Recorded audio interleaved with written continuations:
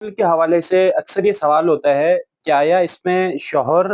क्या इद्दत के दौरान रुजू कर सकता है?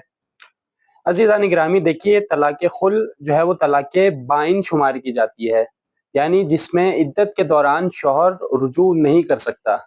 अलबत्ता एक सूरत ऐसी है कि जिसमें शौहर रुजू कर सकता है, वो सूरत कौन-सी है? कि हम जानते हैं कि तलाक़ खुल में औरत जब अपने शौहर से कराहत रखती है, शौहर से नफ़रत करती है, तो वो शौहर को कुछ माल और मेहर वग़ैरह बख्श देती है, बज़ल कर देती है कि उसका शौहर जो है वो खुल पर राज़ी हो जाए और उसे तलाक दे दे। तो अगर ये तलाक वाक़या हो जाए, ये खुला वाक़या हो जाए और उसकी इद्दत के दौरान ज़ौजा ने जो मेहर या कुछ माल अपने शौहर को बज़ल किया है, अपने शौहर को बख्शा था, अगर वो अपने बज़ल से फिर जाए,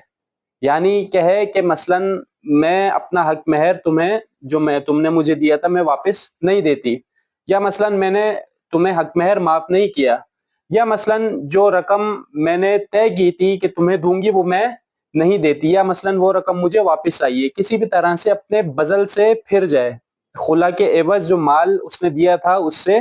फिर जाए, तो इस सूरत में शौहर फिर अपनी ज़ौजा से इद्दत के दौरान रुजू कर सकता है।